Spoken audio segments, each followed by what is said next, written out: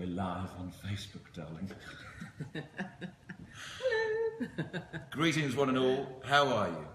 Hope you're having a lovely Sunday.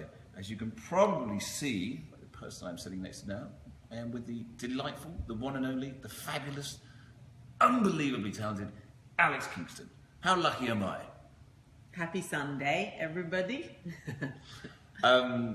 Alex and I first worked together. When did we first work together, darling? On ER. Not a lot of people know this. Yeah. Paul was one of my character's boyfriends on ER.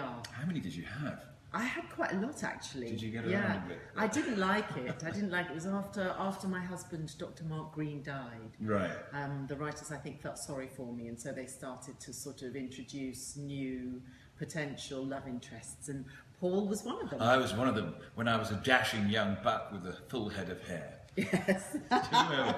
Yeah. It was very bizarre. I was shooting 24 at the same time, and I was coming over to you and being all trying to do my best to be all charming in English, and then running off to the other studios and trying to blow up the world with the Stephen Saunders character, which was all a bit of a strange one.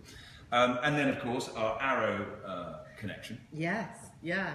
It's nice actually because there was already that history from having worked on ER. I felt sort of just very comfortable, coming back into coming into Arrow and being your character's wife. It seemed like, okay, well this is easy. Yeah, but it was kind of like as if a lot of time had flashed forward on our relationship, because one minute I'm trying to woo you and charm you on ER, and this is then cut to 10 years later, we've very clearly been married, got divorced, and horribly estranged, and all that stuff with the kids. So yeah, there's a bit of maybe we'll do one in the middle, we'll cover the middle ground one day. Yes. But the lost years. Yeah, the lost years. So Alex is really helping us with the Save the Rhino Vietnam campaign. This terrible situation going on with all the rhino poaching, the elephant poaching, but really focusing on the rhino situation at the moment, and especially the fact that 90% of rhino that's poached in South Africa ends up in Vietnam. Now, we love you, Vietnam, but clearly we need to focus in on this issue for a bit. And Alex and I were chatting recently when we were shooting some Arrow episodes. And you had a few thoughts on the whole matter, didn't you, Donnie? I did. Well, first of all, I couldn't believe that the reason why they're poaching in South Africa for the Vietnamese market is actually that the rhinos in Vietnam are already extinct. Yeah, the last one was killed there in 2010. And so, I find that sort of incredibly sad, disturbing, but also curious that the people wouldn't sort of pause for a moment and think, you know what, we have made this incredible creature extinct in our country, therefore maybe we should actually stop now and think about what we're doing and why we're doing it, and is it necessarily the right thing to be doing to these innocent creatures.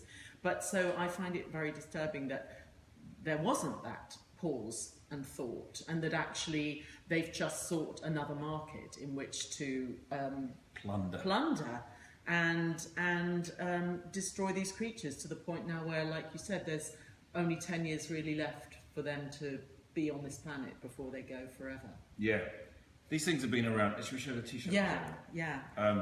This is the t-shirt. You hold it. That's the t-shirt that we've had designed. Rob Pryor, the incredible painter, he painted this beautiful image of the rhino. We've got Vietnam in there. What really strikes me, and actually this image in particular, this is, of course there are other links as well, but if you look at this creature, this is our link to the prehistoric times. These are still prehistoric creatures. Yeah, they are prehistoric dinosaurs. And look at them. It is so unbelievably tragic that we are so narcissistic and self-absorbed that we would destroy something like this that has been here way before we have. I find it actually deeply upsetting. So I think Paul's campaign is amazing. And Alex is going to be an absolute love, and she's going to sign this t-shirt. I will sign it, Sharpie. Yes. The other thing that I have to say is, and it's something that I don't understand, and I don't understand the logic of the people that are seeking out rhino horn. But apparently Paul told me that one of the one of the needs that that rhino horn satisfies, or one of the markets, is because men believe that rhino horn will make them more fertile, make them more virile, and what I find so curious is that a man thinks that a woman would find that sexy. I would find that such a turn-off to know that the man that I was seeing was needing to ingest rhino horn to make him more virile. I would be far happier if he sort of was comfortable with his virility without the need to ingest rhino horn. But the other thing is, there's 10 years left for these creatures on this planet. What are all those men going to do when the rhino horn is gone? Are they literally just going to be wandering around with limp dicks? But I mean, honestly, that this is playing on my mind. Yeah. And rather than sort of use it all up, why not actually look for a different alternative?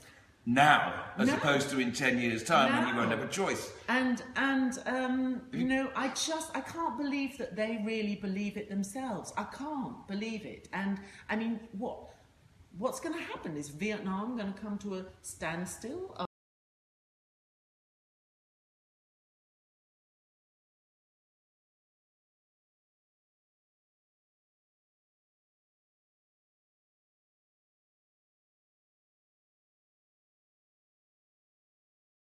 Keep on going. Go 3, 2, We're back up. Okay, we lost our signal there for a second, but we're back up and running. So I think we lost Alex our is signal. on a rant here. I think we lost our signal because it was getting too incendiary and too sexual. Because you talked about limp dicks. Because I talked about limp dicks. Right. But the truth of the matter is, the really serious truth is, come on, guys. Rhino horn is not going to give you the horn. It's not. And it's not going to do much for the woman either. And it's not going to do much. It's not going to do much for the woman. And look for some other source to get it up. As somebody once said, just kiss her, man. Yes. Just kiss her. So, I mean, jokes aside, it is pathetic and ridiculous that that a certain group of people are prepared to kill these creatures for something. I mean, it's pathetic. It's pathetic. Yeah, it's weird though, because one of the reasons it's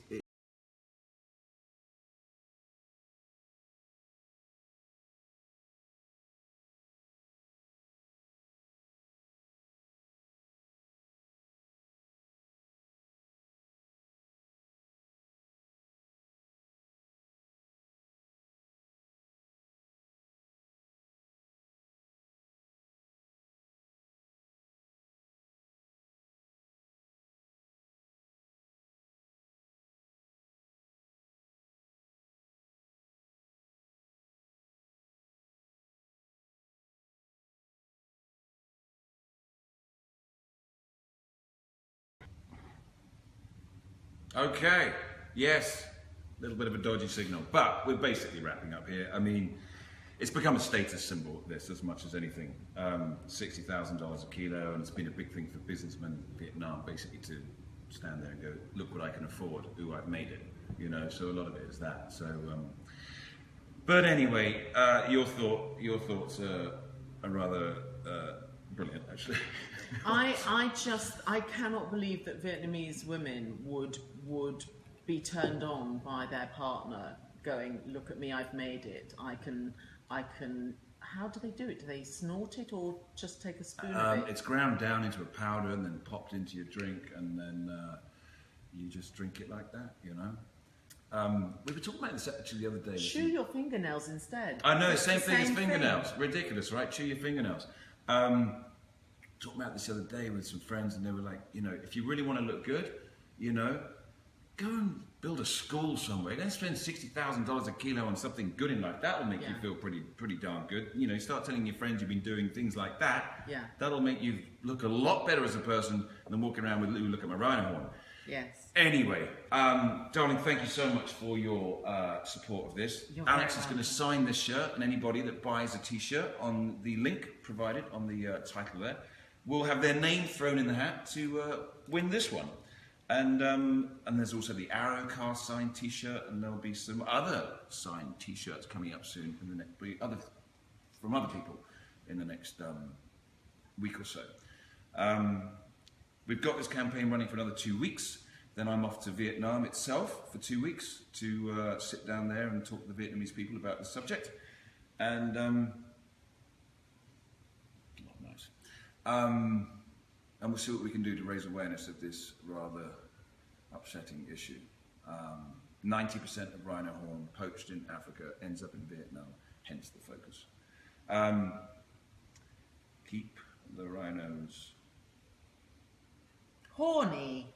Horny. Keep the rhinos horny. Yes.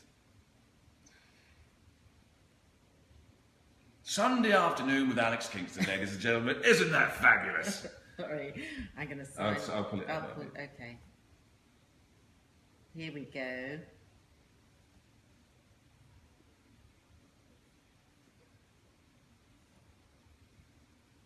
You have to do these things very slow on T-shirts because the material tags and snags and things like that. If you care about it. If you care Some about it. Some people don't. Yeah. But I do. Look at that. What a love. There you go. Show the world. Ladies and gentlemen, you're a rhino head. Keep the rhinos horny. Thank you very much, Alex Kingston. Cheerio, one and all. Thank you for your support. Thank you. Thank you.